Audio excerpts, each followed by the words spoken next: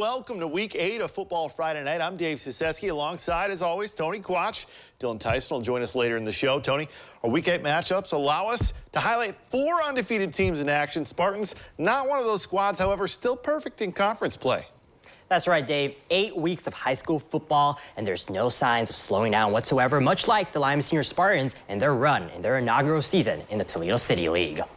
Spartans offense scoring nearly 50 points per game in the 4-game win streak. Definitely not too shabby as well on defense, just giving up 10 points on average to their opponents. First quarter, Spartans near midfield. Janiah Saul, leading passer in the city, connects with Caden Hampton, and Hampton running through tackles, and he wouldn't be denied as he hits the sidelines and he's got nothing but end zone ahead of him. How about a 53-yard touchdown, 6-0 Spartans.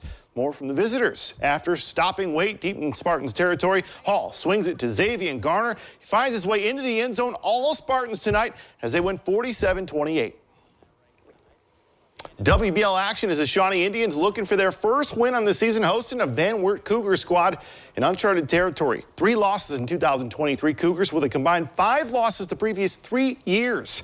Late second quarter, Shawnee down 13-12 when J.J. Spiker passes over the middle to Dom Lynch. However, Brylan Parker punches the ball out and the Cougars would recover.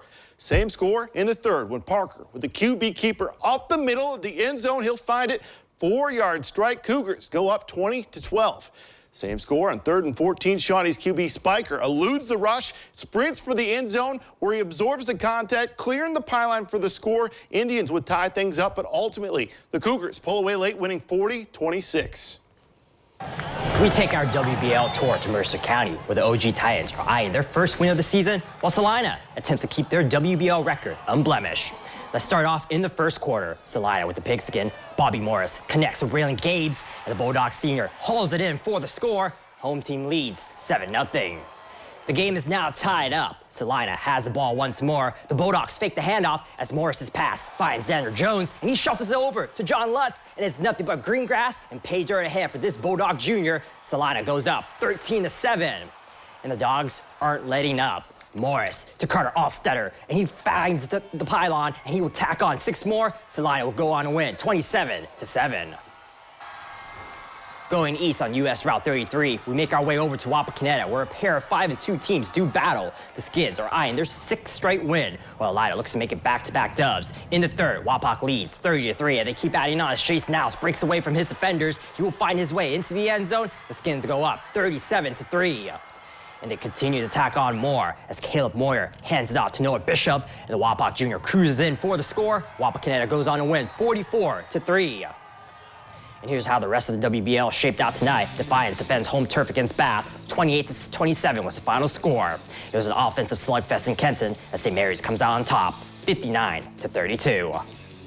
Also, if you were expecting highlights from tonight's game featuring LCC and Richmond Heights, unfortunately for the T-Birds, their game between the Spartans was canceled due to injuries and academic circumstances at Richmond Heights High School.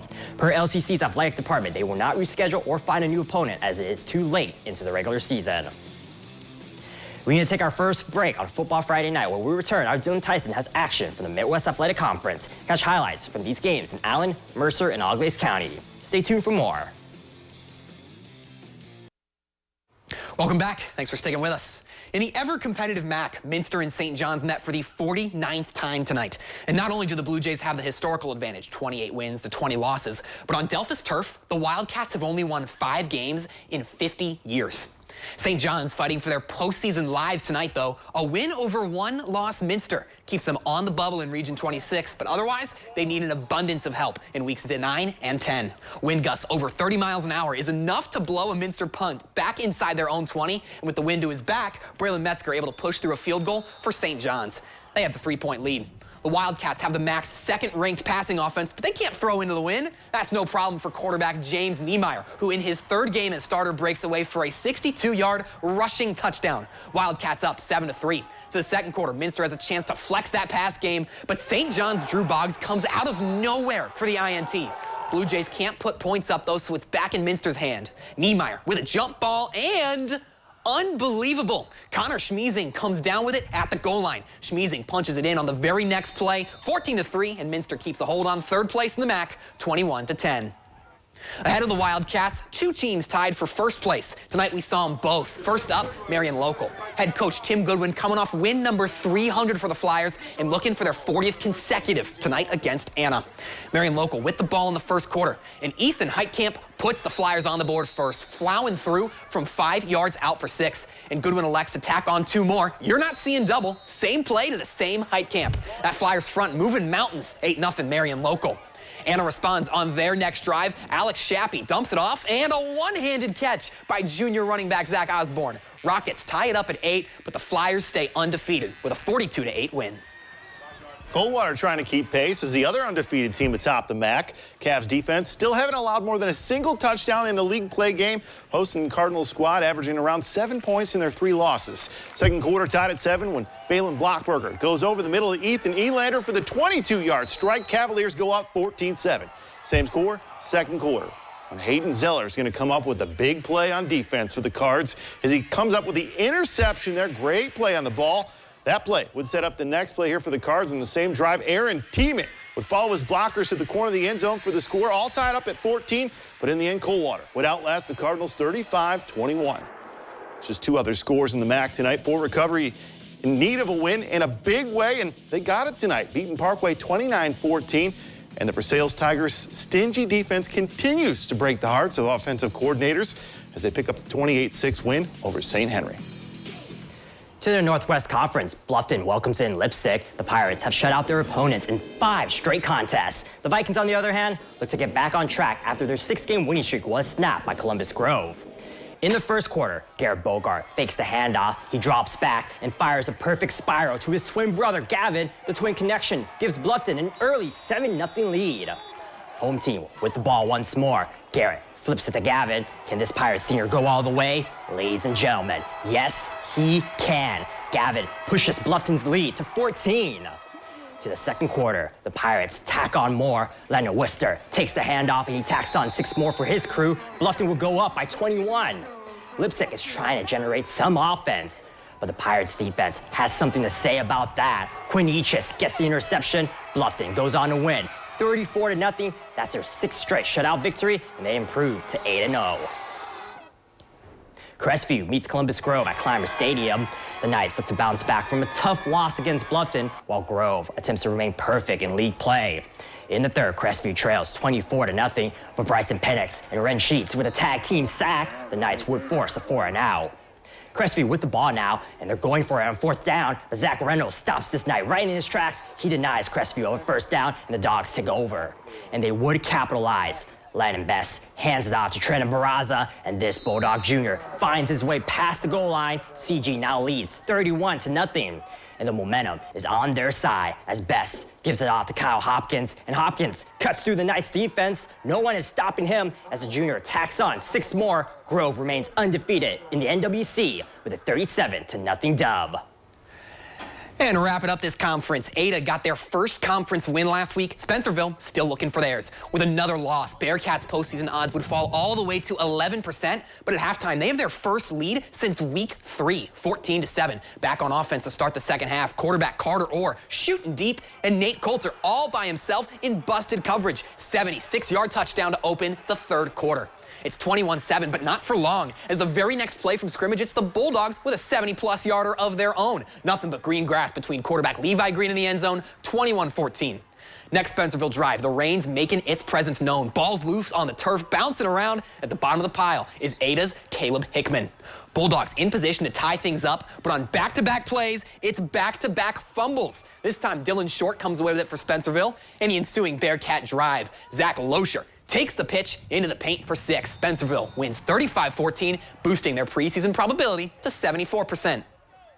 Week 8 in the NWC concludes tomorrow back at Stadium Park, where winless Delphus Jefferson will look for their first win over Allen East since 2017.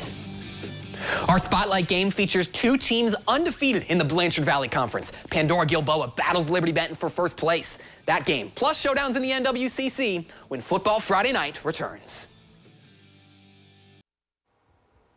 Welcome back. We have a battle between 2 unbeaten BVC teams in league play. The Liberty Benton Eagles and the Pandora Gilboa Rockets collide. Now Football Friday Night Spotlight game. Tonight's Football Friday Night Spotlight game is brought to you by Citizens National Bank.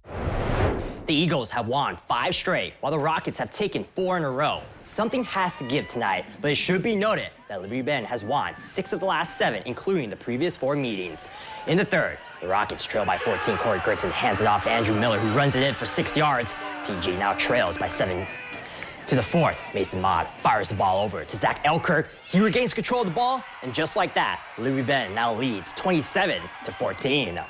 Later in the quarter, Pandora Gaboa is down by 6 as Gritson launches this ball to the end zone, and it's Ben Burkholder holding it in for the touchdown. Rockets now lead 28-27, but the Eagles won't be denied as Mott drops back and hurls the pigskin to Elkirk once again. Liberty Bend wins this one 33-28. Here's the rest of the BBC scores. The Arlington Red Devils win 14-0 against the Riverdale Falcons, while the Macomb Panthers dominated the Elmwood Royals 61-6. Findlay Trojans coming off a tough loss to Anthony Wayne that saw them surrender 18 unanswered on the road. Tonight clashing with the 6-1 Perrysburg team. Tie ball game 21-21. Open the second half. Luke Wyrock forces a fumble on the quarterback. Trojans jump on it and take over. Fourth quarter, game still tied now 28-28. Ryan Montgomery calls his own number, powers his way through to put Findlay up 35-28. Under 4 minutes to play, they're trying to seal it. Montgomery hits Jacob Ragland over the middle, and he's off for the races. See you later. Findlay picks up a huge win tonight, 42-35. Waynesfield Goshen, our last undefeated team on the schedule tonight. Tigers averaging 47 a game. Speaking of 47-0 win last time WG and Perry clashed back in 2022. Tough task for the Commodores tonight. Second play of the game, Perry backed up to their 7-yard line when Dalton Jordan comes up with a pick and turns it into 6. Tigers defense feasting early on the pick 6 by Jordan. Next drive, and Perry makes a mistake of throwing on the direction of Jordan again. The senior comes up with the over-the-shoulder interception, his second of the game. That would set up a Drew Bradigam pass to Grant Bradigam down the sideline, and that's good for 77 yards, a touchdown connection. Tigers go up 12-0 after the missed 2-point try. Tigers looking for some more, though, here on the 17-yard line, Drew Bradigam. And the QB keeper takes it up the middle with authority and in for the score. WG remains perfect, winning 50-7. And keeping it in the NWCC, Corey Rawson faces off with Ridgedale for the first time as part of the Hornets' inaugural season with the conference. They're still looking for that inaugural win. It's the first possession for Ridgedale, and they pitch it around the outside. But wait, Ridgedale fumbles the ball, and it's Corey Rawson's Blake Bame who dives down and takes it. Same drive, Corey Rawson's Preston Stump passes the ball to Tremel Foster, who takes it into the end zone. Corey Rawson now leads 7-0. Then, in the second quarter, Corey Rawson looks to add on, but the pass is intercepted by Ridgedale's Michael Deese, and they would capitalize as Deese breaks the plane, and that cuts Corey Rawson's lead to 7-6. Ridgedale goes on to win 34-7. Here's the rest of the scores in tonight's NWCC. Upper Side of Valley completes the comeback and wins a barn burner with Elgin, 32-30. Elgin, after starting the year 6-0, run through the buzzsaw of WG and USV. Now they're 6-2. Elsewhere, Hardin Northern hands Crestline a 64-point shutout, and Ridgemont gets their third conference win tonight, defeating North Baltimore 52-24. To the rest of tonight's football scores, Arcadia blows out Van Loos 73-0. Fort Loring wins on the road against Van Buren 35-12. And to the Green Meadows Conference we go. Ayersville defeated Antwerp 30-24. Edgerton knocks off Hicksville 36-6. Wayne Trace are winners at home against Fairview 19-16 is the final. Paulding gets a big dub on the road 56-0 over Tenora. And that's how we wrap up our Week 8 edition of Football Friday Night. What an action-packed show we had. Hey, listen, thank you to everyone who helps us put together this show and gets it on the air. Be sure to tune in tomorrow when we bring you highlights from sectional tennis. We'll have action from the volleyball court, the soccer and football field. And thank you once again for all the help and tuning in tonight. Hey, don't forget to tune in tomorrow as well on Fox Lima for the Big Ten showdown between Ohio State and Maryland. Get it at noon. Till then, have a great night, everybody.